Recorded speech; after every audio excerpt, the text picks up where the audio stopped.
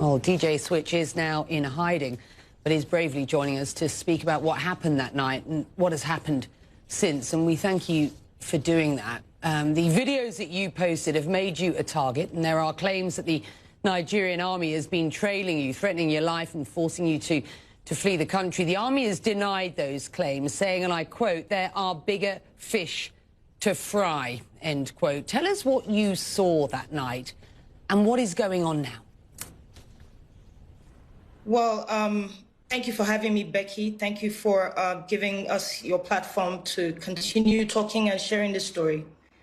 What I experienced that day was the worst experience in my life.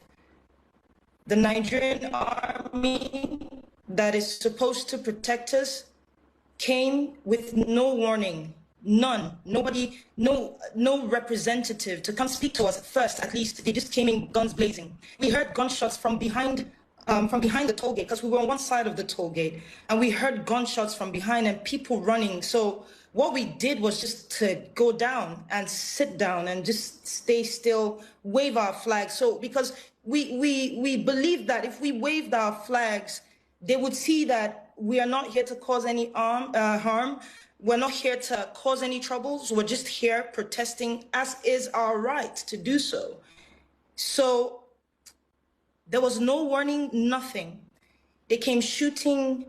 People were just dropping. I can't even explain that to you. It was such a chaotic scene that most times I find it difficult to close my eyes without seeing those scenes. And after they left, the Nigerian police came, SARS to be precise, because looking at the uniform, the ones we could see, and especially one man that was putting on white, I don't know who he is or something, but he had a pistol, kind of like a small gun, and he was just shooting at us directly, and we were just running for our lives. That's the short story of it, really. Mm-hmm. Just after the Lekki Gate incident, I spoke with the Lagos State Governor. Have a listen to what he told me. Becky, I genuinely believe there will be change for two reasons. One, you know, what had happened, especially in Lagos, is extremely unimaginable. That's number one. Number two, it was a clarion call, you know, for all of us in government, you know, especially, you know, understanding and realizing, you know, what the youth, what they truly want us to be doing, you know. So it hit all of us like a thunderbolt, and it was just, you know, a wake-up call. Your response to what you just heard there? With no due respect, I actually challenge the governor of Lagos State to just say the truth. They know the truth. It's been out there, they're conflicting stories with each other. Nigerians have died. This is not a time to play games. Families are looking for their loved ones. To be honest with you, with regards to me,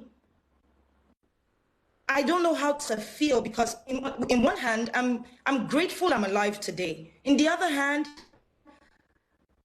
I don't know if I should say I'm lucky. It's almost like I'm saying the others were not lucky. It is time that we own up to the things that we're supposed to own up to. The governor has a responsibility to the citizens of Lagos State, and he should say the truth.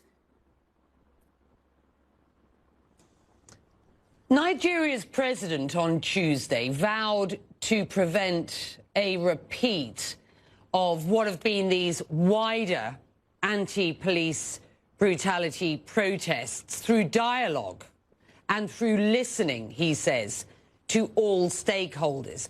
I just wonder, how do his comments make you feel? To be honest, Becky, at this point, I do not hold what the president of the Federal Republic of Nigeria says to any, I can't hold it to heart. Nigeria is a dictatorship with a democratic face. And I think that is primarily to please the international communities. It is our right to protest anything that we see and change that we demand. The Nigerian government has used force from the beginning, starting with trying to infiltrate a peaceful protest with thugs. That didn't work out. And then they've moved to bringing the military in. So the same government that says that they had banned SARS, and this is going for 4 to 5 years now, they keep banning the same SARS, is saying that he wants to have a dialogue. The president hasn't even come out once to address the shooting at the toll gate. So no, Becky, I do not take his word to heart. We need action, we need change, and most importantly, we need accountability.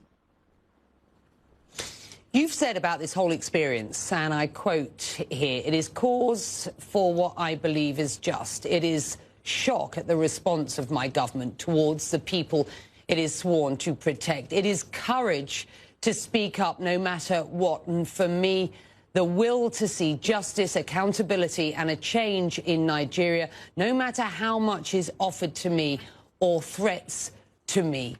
Do you believe that change will come? And how long do you think you will need to stay in hiding for?